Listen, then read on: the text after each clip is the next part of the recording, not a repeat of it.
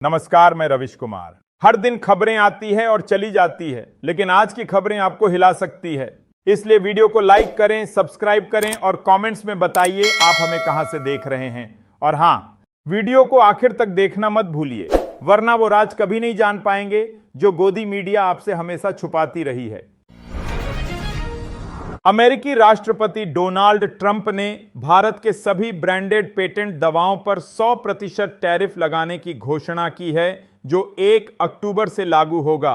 भारत के दवा निर्यातकों को इससे बड़ा झटका लग सकता है। उन्होंने किचन कैबिनेट, असबाब वाला फर्नीचर और बड़े ट्रकों पर भी क्रमशः 50%, 30% और 25% शुल्क बढ़ाया है। ट्रंप ने कहा कि ट्रकों पर टैरिफ राष्ट्रीय सुरक्षा के कारण लगाया गया है।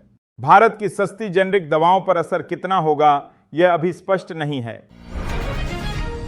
जम्मू कश्मीर के मुख्यमंत्री उमर अब्दुल्ला ने लद्दाख हिंसा पर भाजपा को घेरा और कहा कि कांग्रेस इतनी ताकतवर नहीं कि वहां हिंसा भड़का सके।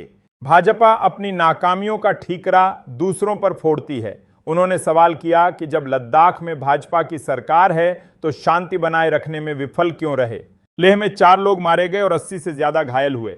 प्रदर्शनकारियों ने राज्य का दर्जा और 6ठी अनुसूची की मांग करते हुए भाजपा कार्यालय व वाहनों को आग लगाई। पूर्व मुख्य न्यायाधीश डीवाई चंद्रचूड़ ने उन आरोपों को खारिज किया कि वे जानबूझकर जमानत न देने वाले मामलों को जस्टिस बेला त्रिवेदी को सौंपते थे। उन्होंने इंडिया टुडे कॉन्क्लेव में कहा कि सुप्रीम कोर्ट में केस रैंडमली कंप्यूटर से आवंटित होते हैं, उनकी कोई भूमिका नहीं। उन्होंने बताया कि अपने कार्यकाल में 21,000 से ज्यादा लोगों को जमानत दी। पवन खेड़ा के मामले का उदाहरण देकर उन्होंने कहा कि हर हकदार को जमानत मिली और कुछ शिकायतों से व्यवस्था को गलत नहीं ठहराया जा सकता।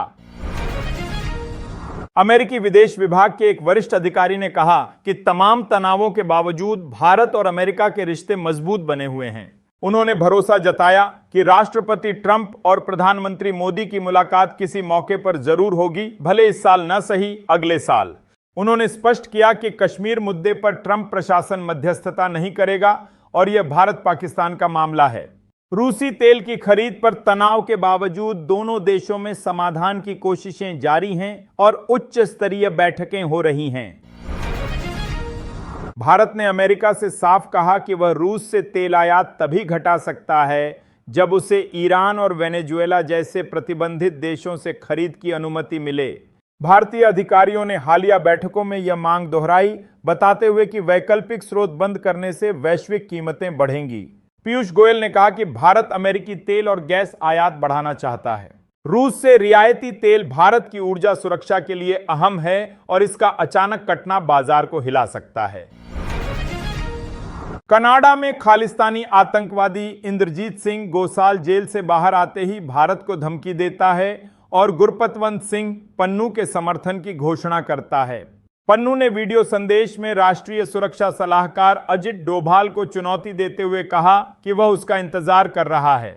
एनईए ने पन्नू पर प्रधानमंत्री मोदी को स्वतंत्रता दिवस पर तिरंगा फहराने से रोकने के लिए इनाम घोषित करने और भारत के खिलाफ असंतोष फैलाने का आरोप लगाया है। फायर में खालिस्तान का नया नक्शा दिखाने का भी जिक्र है। टीडीपी विधायक और अभिनेता नंदमुरी बालकृष्ण ने आंध्र प्रदेश विधानसभा में पूर्व मुख्यमंत्री जगन मोहन रेड्डी को साइको कहकर हंगामा मचाया। यह टिप्पणी बीजेपी विधायक कामिनेनी श्रीनिवास के भाषण के दौरान आई, जिसमें उन्होंने तेलुगु फिल्म उद्योग की उपेक्षा का आरोप लगाया। बालकृष्ण की बात पर वाईएसआरसीपी खेमे में आक्रोश फैल गया। नेताओं ने इसे शर्मनाक बताया और उनके शिष्टाचार पर सवाल उठाए। पूर्व मंत्री नानी ने जगन द्वारा बालकृष्ण को दिए गए समर्थन और सहयोग की घटनाएं याद दिलाईं। तमिलनाडु सरकार के मंत्री टीआरबी राजा के उत्तर भारत की महिलाओं पर दिए बयान ने विवाद खड़ा कर दिया। राजा ने कहा कि उत्तर भारत में महिलाओं की स्थिति पिछड़ी हुई है और 100 साल बाद भी हालात नहीं बदले हैं, जबकि तमिलनाडु में बदलाव आ चुका है। भाजपा ने इसे बिहार और यूपी का अपमान बताया और डीएमके से जवाब मांगा।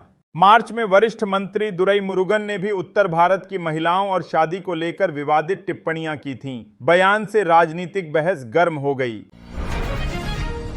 पूर्व सुप्रीम कोर्ट जस्टिस रोहिंटन फली नरीमन ने कहा कि ऐसे राज्यपालों को हटाना चाहिए जो चुनी हुई सरकारों के कामकाज में अनावश्यक दखल देते हों।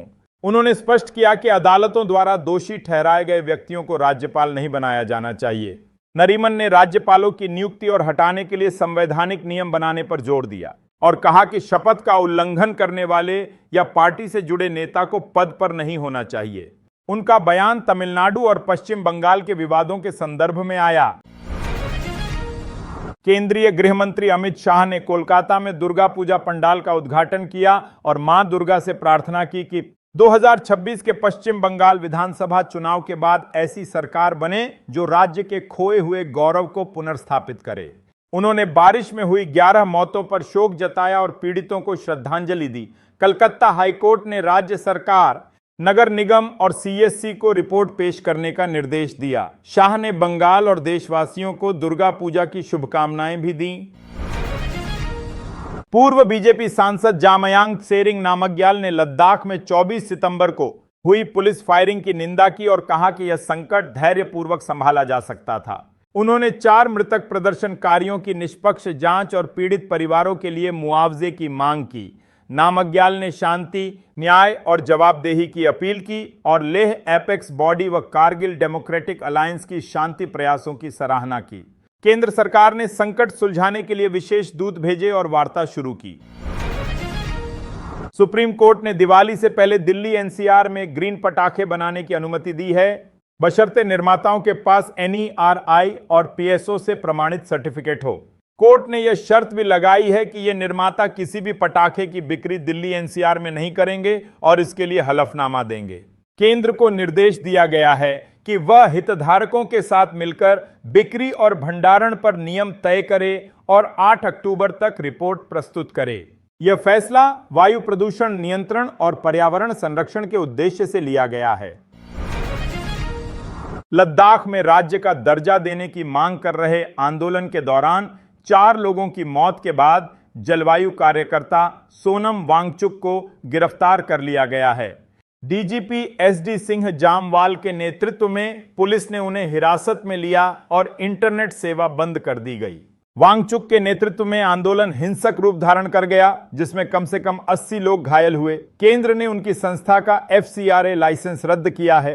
गिरफ्तारी से पहले वांगचुक ने जन सुरक्षा अधिनियम के तहत संभावित कार्रवाई की चिंता जताई थी। पूर्व प्रधानमंत्री मनमोहन सिंह को उनकी जयंती पर कांग्रेस ने विशेष श्रद्धांजलि दी। दिल्ली के इंदिरा भवन में उनके नाम पर रिसर्च सेंटर और लाइब्रेरी का उद्घाटन किया गया। राहुल गांधी ने सोशल मीडिया पर लिखा कि उनकी जिंदगी सादगी, ईमानदारी और समर्पण की मिसाल है। सेंटर भविष्य की पीढ़ियों को देश सेवा का महत्व बताएगा। उद्घाटन समारोह में सोनिया गांधी, मल्लिकार्जुन खड़गे, जयराम रमेश और मनमोहन सिंह की पत्नी गुरशरण कौर भी मौजूद रहीं। सेंटर में उनके कार्यकाल में लागू योजनाओं और कांग्रेस के इतिहास को दर्शाया गया।